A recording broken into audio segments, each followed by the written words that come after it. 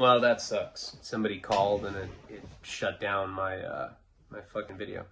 My drug problem started getting worse. So this is the second part of chapter 3 of Wasting Talent. But my drugs problem starts getting worse. I was playing shows with my shirt off all the time. So my arms were gauntly. And my ribs were pokey. Maybe you should try cleaning up, Ryan said. This is our moment. We're making it. Don't throw it away, dude. I'm fine. We'll be fine. But this wasn't just my weight. It was my erratic behavior. How I would mispractice or be reckless or belligerent at shows. I wore sunglasses and borrowed money and cheated on Jill a lot. Rockstar. Just have to throw the rockstar. That's fucking lame. I don't know. I wrote this a long time ago. Around the time, I developed a new coke idiosyncrasy. I became obsessed with the idea of Jill masturbating. I'd be talking to her on the phone when I was on the road, pretend like I had to answer call waiting and press mute instead. This was in a bizarre effort to try and listen to her breathing patterns. I would click off mute and scream, "I can fucking hear you masturbating." Now, this is a real thing that I used to do. This is when I was dating my first girlfriend, Kate. When we were doing this long-distance relationship thing, I was so coked out at that time that I started coming up with all these ways to try to, like, catch her. So I'd be like, "Hey, babe, I got a call on the other line." And I would, like, click on mute, so it would, like, make it seem like I was going on to call waiting. I was all cracked out. And I would listen, and if I thought she was like, I'd be like, "You're fucking masturbating. Fuck, how could you do that to me?" I was really psycho. There were faceless groupies, and I was a mess. I'd be peeking out the motel window with the amused girl in bed. Sometimes they'd nurture me back to some semblance of sanity. This could be accomplished by blotting my face with a wet face cloth, or more effectively by giving me pharmaceutical drugs from their purse. Getting head worked if I'd been doing speed.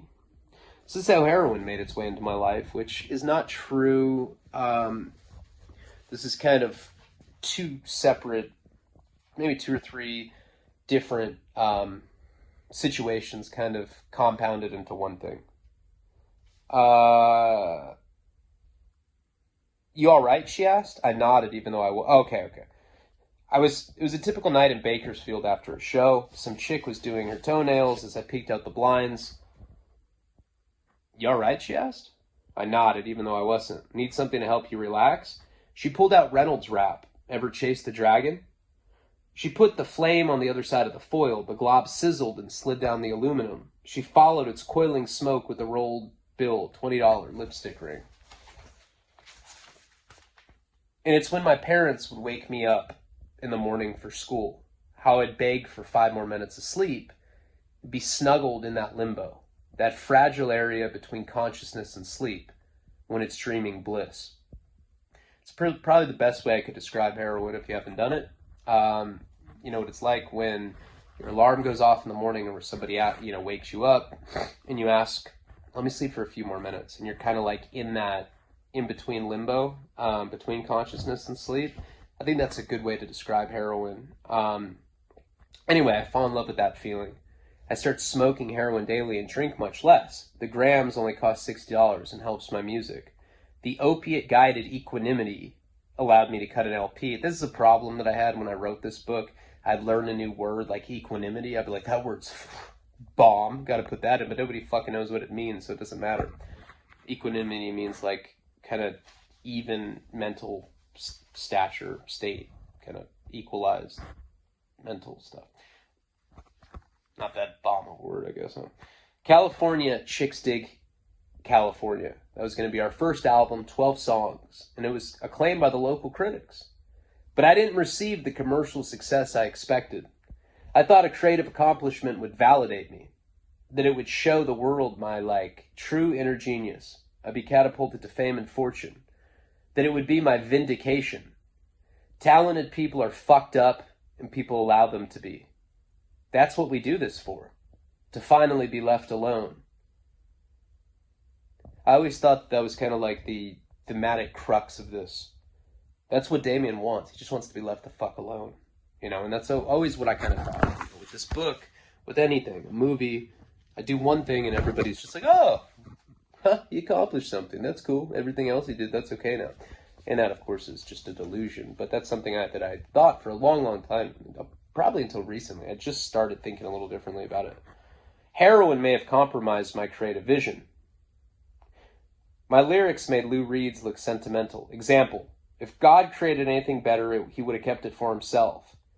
If this is the work of the devil, send me down to hell. If death will take me there, take my color, slant my stare. It's horrible. The fuck? But of course it's supposed to be bad. I still believed in God then. Junky shit. My college market was like, ew, depressing.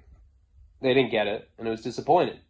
I fell even deeper into heroin addiction. Jill was sick of me spending her money. Jesse and Ryan stopped lending it to me. It was me versus the three of them. I'd hustle enough to smoke off of tinfoil, unshaven, alone in Jill's dark condo. Then I met Adam. Adam was that was the guy that worked at Spike TV, so I didn't change his name. And I do that a lot in this book.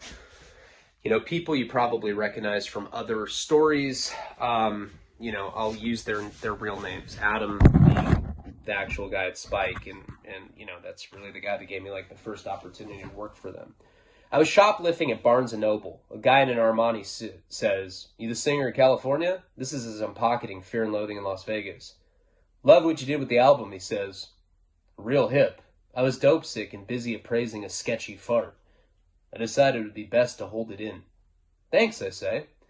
I'm looking at this list of books my dealer wants boosted. "Sorry," he says. "Adam Lefray. I'm an agent." "Damien." I pick up Crime and Punishment. "Oh, you read Dostoevsky. That's so cool. Russian social commentary. You're talented and sophisticated. Do you have representation?" I throw up and stolen books spill out of my sweatshirt. Adam is a successful agent from Los Angeles. In real life, he worked for Spike TV. Early 30s and off to an ambitious career. He was representing musicians I knew and respected. After lying to him about food poisoning, we started corresponding regularly. "Talent of your magnitude only comes around once in a generation," he'd say. Corny ass line. So we decided to make him our agent. We re-recorded Chicks Dig California. This time in a professional studio in Burbank. We were signed to an audacious independent label. This was our commercial launching pad. It was a stepping stone. We each got $18,000 signing bonus. I spent mine in a dizzying 12-day shopping spree. This all took place in the Palm Desert Marriott Presidential Suite. In some of the documentary footage where I'm in like motels and stuff, that's where we were at. That's a place that I frequented with my parents when I was a kid, and I used to go there with my friends as well. A lot of crazy shit went on at that place. One time we were there and there was like a terrorist threat, and like we all had to evacuate. It was really crazy. And that's the first time I did meth, was at this place. But you know, my friend Poppius and I were on a coke bender there. We were 16. We left at like 6 in the morning to try to go find more coke because we ran out of it. We go to the golf course because it's like a resort with a bunch of golf courses surrounding it. And we run into this toothless guy, and I'm like, that guy for sure's got coke.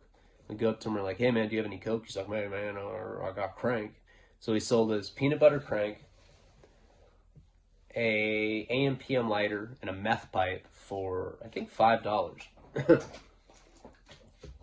The meth pipe and lighter were probably the most expensive part of that purchase for him. But we didn't even know how to use it. We didn't know, because we're used to smoking weed putting our thumb on the carb. We didn't know that you're just supposed to, smoke the bowl or light the bowl under it to smoke meth and twist the pipe. So I remember we were putting our thumb on the carb and it was burning it. Eventually we had to put a towel over it, and there's no like YouTube or anything. You couldn't Google how do you smoke meth like you can now.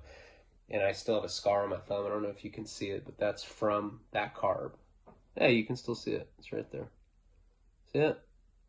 That's from that story. So we started touring more, and the debauchery continued. I caught chlamydia, true, and an anal fungal infection, not true, I don't know what that is, simultaneously in Long Beach. There was an embarrassing arrest somewhere close to Monterey. Threw Monterey in there because of Paul. Adam was my new source for borrowed cash. Ever thought about quitting, he said? I don't want to sound preachy. And this started the painful cycle of going in and out of recovery, detoxes, rehabs, hospitals, meetings, Suboxone, methadone, acupuncture, etc. If you don't want to stop getting high, you won't. It's a goddamn fact of life. I would check into these mockingly benevolent residential treatment centers. You were special, they would say. It isn't your fault. This is as I'm shitting and drooling on myself kicking heroin. Peace. So I just go and eat a free meal and then walk out the front doors. Then I go to another not even serious run and I'd hit rock bottom. This would be followed by me calling Adam and professing my sincerity. This time, I'm serious. This is it. I'm going to change. I'm done. I mean it. It's me calling my dad, pretty much. And he would put me back in an expensive rehab. I'd run off with a girl and we'd go on some strange codependent drug binge. 2 dead batteries can't start a car. Found that out a dozen awkward times. That's been quoted a lot from this book. 2 dead batteries can't start a car. I'm bomb. Well, so what? Bomb writer. No, that's something that I'd heard at a rehab or something. I don't know. But people always give me credit, but I stole it. I turned 22. My band is going nowhere because I'm a junkie. It's time to record our second LP, and that inevitable needle finds me. I developed skills for scoring dope from touring. I learned to navigate the ghettos efficiently. Mexican people sell heroin. Black people sell crack. No, I'm not a racist guy, and I'm a huge proponent of equality and liberalism. But it should be said that you should never buy heroin off black people. They be running off with your Gouda. Pretty racist. Sorry. Piece of shit. In California, heroin has specific shop hours starting at 6 a.m. You can buy crack whenever, but heroin hides with that resting sun, so it's always the generic Hispanic guy standing on the street corner who knows just enough English to provide a fast transaction. That's the guy you have to look for. I'm in Oakland after playing a battle of the bands. I'm sick with a runny nose and fever. Who knows? So it's always the generic Hispanic guy standing on the street corner who knows just enough English to provide a fast transaction. That's the guy that you have to look for. I'm in Oakland after playing a battle of the bands. I'm sick with the runny nose and fever. I leave the hotel at 11 p.m. and ask a black guy. He's the only person on an empty street. A black guy calls the dope boy, which I learned, other parts of the country, Midwest, East Coast, call it that. He has me follow him around so he can serve me properly. Cops around, he says. We go to an abandoned house, plywood windows. I pull out $26. That's from the Velvet Underground, I'm Waiting for My Man song. I'm waiting for my man. $26. My ammo poser. This angers him. He pulls out a gun, accuses me of being a cop. I'm frightened, but manage to refute his accusation. This is the first time a gun has ever stared at me. It's a cold and ominous eye. I instantly forget about being sick, which is fucking weird, right? It shows how mental the whole thing is. You're sick. Oh, I'm like dying. Everyone always says that. I'm like dying. And then a gun gets pointed in your face and you're not sick anymore because you're more scared about dying than being sick. The guy has a really gummy mouth. Again, pretty racist. Shoot it in front of me. I've had like a lifetime fear of needles, I say. You a cop! I just smoke it, I assure him. He bends over and reaches in a sock, his gun shaking at me the entire time. He takes out a worn syringe. CCs have faded to checkers. He cooks it, I hand him my arm, and look away. And a lifetime phobia of needles is erased. Once you experience that warmth, life seems too drafty not to hide behind its cover. I was kicked out of my band. Jill broke up with me. I had nowhere to live. I had track marks. I started couch surfing until I ran out of couches. This was a period when I was trying to record solo albums. Adam let me sleep in his Escalade because his wife wouldn't let me in the house. He smells like complete shit too, Linda would say. And it scares the kids. Jill moved down to L.A. Sometimes she would fuck me in the back of the Escalade. She brought me In-N-Out burgers and hydrogen peroxide for my abscesses. I still love you, she said. But I can no longer watch you kill yourself. Then she was on her period and left her bloody tampon in Adam's ashtray. Linda found it in the next morning and was utterly disgusted. But I played it cool. Maybe someone broke in while I was sleeping and left the slimy thing in there. As like some sort of message, I said. But what does it mean?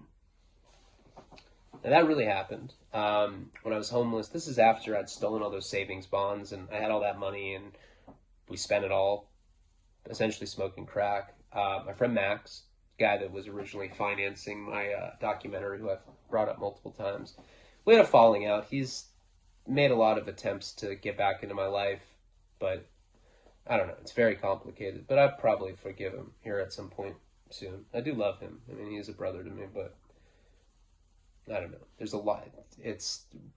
A lot of the breakdown when you see the documentary has to do with him.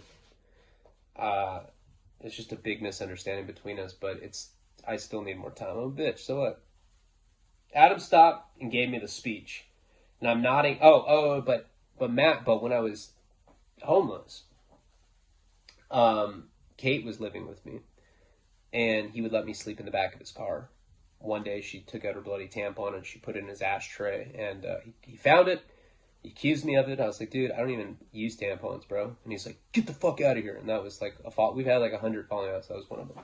That's where that came from. Adam stopped me and gave me the speech, but I'm nodding out and only hearing bits and pieces. Potential, tampon, last chance, infection, gross, etc. Linda is showing me a hygiene care package she bought me. My eyes are closing and her mouth is moving fast. She's showing me how soap works with the rubbing motion. And then we are in the car driving up to Santa Barbara. It's a halfway house, Linda says. It's just to help you stay out of trouble. They sort of have this no alcohol policy. I had no idea. I get breathalyzed at the door. I blow a .18. No way I can let you in, kid. Sorry. You're going to have to go sober up. Better luck next time, then, I say. We still cool, though. I'm staggering down the stairs. A fat guy says, got anywhere you can go? I shake my head drunkenly. I got this guy that used to live here, he says. He's a really nice guy and very involved with the Alcoholics Anonymous Fellowship. Sure, he'd be willing to help out a struggling youngster. And Alex was really nice, but he wasn't sober. And this is all true. This is how I became a runner for that guy, Alex. We actually stored coke that first drunken night together. It turned out that he was a large-scale drug distributor. Alex had been busted a while back for a simple possession. This meant that he had to employ court-ordered theatrics.